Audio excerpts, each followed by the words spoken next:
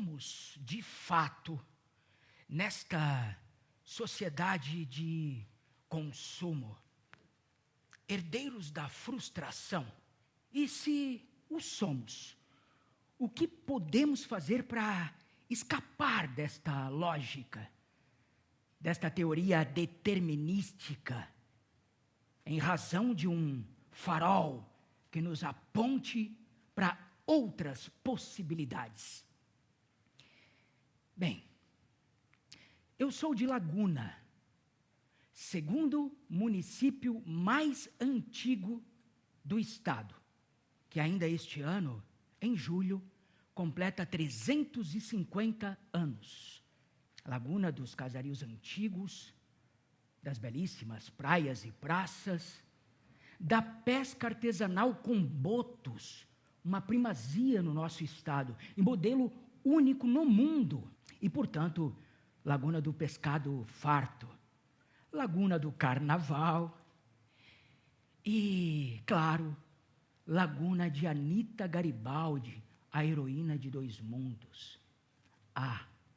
E tão importante quanto, Laguna de Dona Júlia Nascimento, mulher negra que, com parcos recursos e muitas, mas muitas adversidades, formou-se professora e criou a primeira escola com foco na horizontalização educacional, na tentativa de equilibrar a balança da educação entre as crianças pobres e as crianças mais abastadas da cidade. E tudo isso lá entre as décadas de 40 e 50. Dá para imaginar? Combatendo o racismo. E foi inclusive Dona Júlia Nascimento que formou um dos nossos governadores do estado. Uau! E claro, Laguna do farol que nos aponta para outras possibilidades. O farol de Santa Marta. Eu não poderia falar um tanto de mim sem falar um tanto de Laguna. De criança, eu era um sarará. Ficou imortalizado na música de Sandra de Sá, dessa imensa brasileira. Meus olhos coloridos, não é? Eu era um sarará.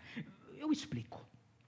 Eu era preto demais para ser branco e branco demais para ser preto. Ao ponto dos meus tios, que conheciam essa minha estranheza que eu causava nas pessoas, quando incumbidos de me levar para a escola, preferirem o trajeto mais longo, mas muito mais longo, para chegar até a escola. Isso para que eu não sofresse bullying, não é a palavra do momento, assim, bullying, durante o trajeto. Porque era de consenso dos meus tios que bullying era uma coisa feia, perversa, e que também de consenso só eles poderiam fazer bullying comigo. Sem sombra de dúvidas. A propósito, os meus tios, eles eram um tanto artistas, assim, deixa eu falar um tantinho deles. Eles tinham nomes artísticos, pseudônimos, tios e tias. Bumba, Bolacha, Chinego, Lagarto, Dina, Dete, Tiquinha, Ticucheta, todos nomes artísticos. E por essa razão, talvez, eu sabia que lá na frente a arte me abraçaria. Bem, pareciam nomes artísticos. Mas antes uma história. Eu perdi a minha mãe de maneira trágica quando eu tinha menos de 2 anos de idade. Eu sequer lembro do rosto dela. Não tenho uma única foto para vocês terem uma ideia. E eu fui parar no seio dessa família adotiva. E aos 11 anos de idade, 11 anos, eu estava na rua. Literalmente na rua. Cheguei a morar alguns anos na rua. Na década de 80, estar na rua, sem Instagram, Facebook, Zap, essas coisas, sem sites de busca, era estar absolutamente invisibilizado mesmo, sob todos os aspectos. Claro que com o tempo eu fui dando o meu jeitinho. Eu bati na porta de um botequinho, né, que a gente chamava de vendinha, né? Bati na porta de uma vendinha, e porque soube que ali tinha uma senhora que vendia pastéis. E eu me propus a vender pastéis para ela de porta em porta. Cestinha de vime mesmo. Olha o pastel, dona Maria, um pastelzinho aí. E eu me tornei o melhor vendedor de pastel do universo. Não sou fraco, não. Eu criei uns estratagemas e vendi pastéis adoidado, ao ponto de ganhar a confiança da dona Iloina. E ela me dava 2 pastéis por dia. Sim, na década de 80. E mais, agora vem o melhor, ela me garantiu, me cedeu um espaço no depósito de bebidas dela, para eu dormir. Eu pegava engradados de cerveja vazios, os empilhava no centro do depósito, formava um retângulo, criava algo que parecesse uma cama e ali adormecia. Eu tentava adormecer, porque o barulho ensurdecedor, perturbador, de todos os bichinhos que apareciam para me fazer companhia, era algo bestial. Então eu passava espantado. Mas acreditem, tentar dormir sobre engradados de cerveja no depósito de bebidas da dona Iloina, para mim já era ostentação. Era melhor que estar na rua. E o tempo foi passando, e entre ondas e mares, né, tema desse nosso fabuloso TEDx Itajaí, eu aportei, depois de remar muito, aqui em Itajaí. E aqui tenho construído uma carreira artística, recebi alguns prêmios locais, regionais, internacionais, literários. Fui por 2 vezes destaque da região sul do país, como no troféu Homens e Mulheres que Brilham. Há alguns anos sou muito provavelmente o único Papai Noel negro do estado. Isso é fabuloso, né, cara? Que loucura, que delícia. Que delícia.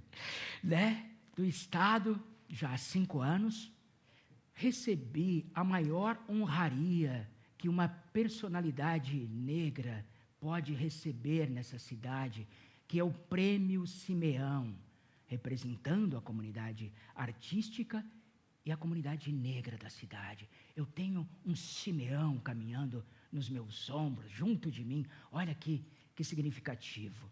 Faço saraus, oficinas de slam poetry, slam poesia, de poesia. Os meus projetos sempre têm uma relação com o ambiente educacional, né, para que a gente alimente essa ideia de pertencimento. Então, eu acabei fazendo com que essa hostilidade, né, social que sempre me perseguiu de alguma maneira, eu transformasse em poesia e, de alguma forma, em felicidade.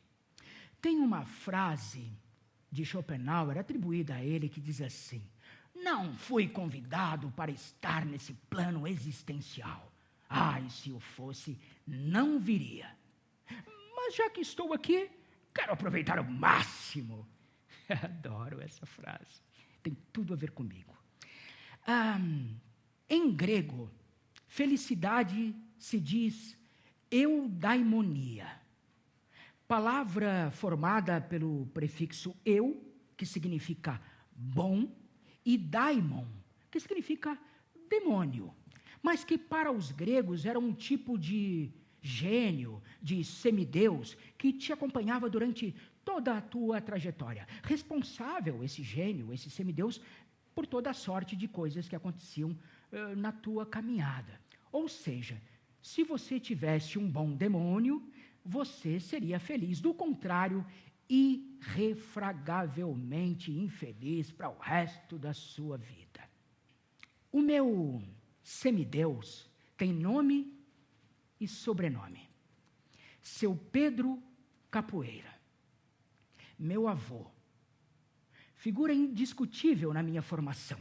Toda vez que eu me encontrava perdido, era para ele que eu recorria. E aí, vô, o que é que eu faço agora? Ele já era muito velhinho, sempre sentadinho numa cadeira preferida dele, picando o fumo no cachimbo, assim, fumando, e aquela fumaça criava todo um ritual, e ele me dava os melhores conselhos, os mais assertivos que se possa imaginar também, sabe? Com o tempo, eu me aproximava dele, ele foi ficando cada vez mais velhinho, não é, de tudo, e mais esquecido também, as ideias já estavam desconexas, e ele já não tinha mais condições de me dar esses bons conselhos. Ainda assim, eu recorria a ele como a um ritual. Era muito importante para mim, e eu percebia que era importante para ele. Eu me aproximava, já à frente dele, porque ele mal me reconhecia, e perguntava, e aí, vô, o que é que eu faço diante disso?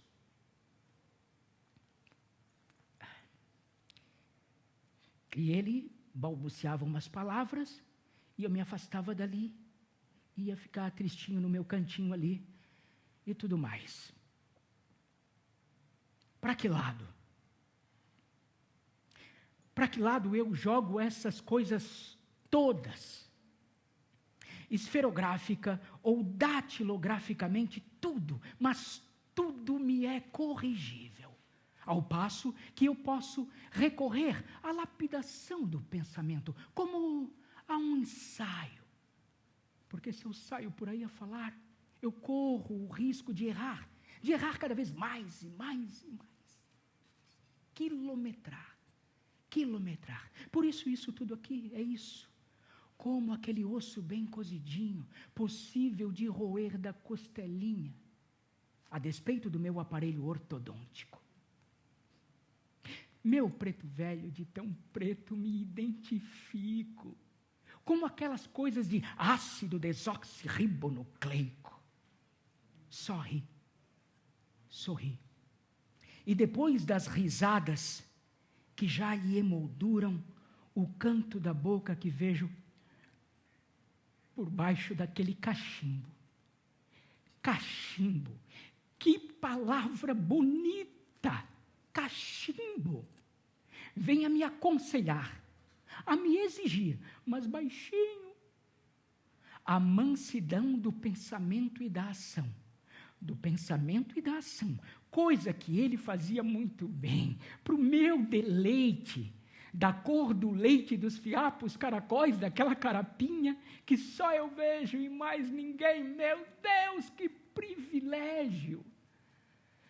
Assim transcrevo auspiciosa e espiritualizadamente como a me transformar cada vez mais no que eu vejo, para o meu enlevo, mais preto e mais velho, a me identificar. DNA.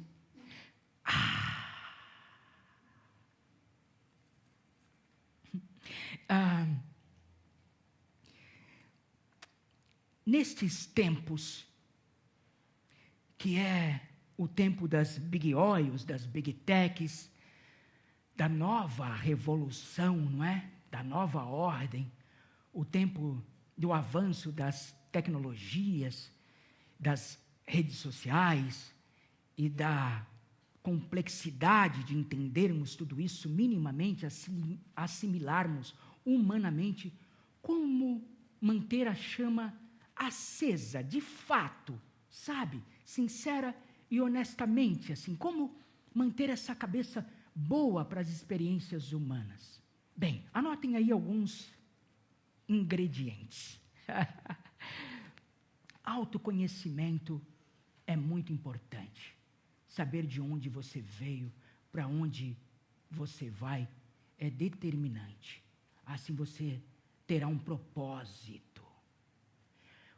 Se relacionar bem com as boas experiências é interessante para você alimentar também essa caminhada. E o mais importante, quer saber? Vá procurar a sua turma. Serão estas pessoas que farão vocês brilharem e brilharão com vocês. Nem bem o dia começa e eu já dispenso rupturas. Nem pouco, nem borda, nem oco. Sou avesso. Um touro dispensa a janela e me espia pela fresta, mas logo cedo, ainda no café da manhã, que quase nunca se repete, nem na cor, nem no sabor, nem no perfume. Eu erro sempre. Deve ter a ver com as medidas. Agora, eu exagero mesmo, é nos vestígios. Estes prefiro e os uso como verdadeiros estudos de caso. Assim, desmonto tanto almas pouco inteiras quanto meias palavras, meias medidas, meias mentiras, mas só quando o dia começa, porque depois eu saio falando sobre quase tudo o que eu detesto e quase sempre sorrindo. Um cínico me seduz no espelho. Nem bem o dia atiça a manha, eu já sofro de açoites, por querer viver dessa coisa que é querer estar num lugar em que as pessoas verdadeiramente se amem. É isso que dá viver e ter aqui dentro um TEDx Itajaí.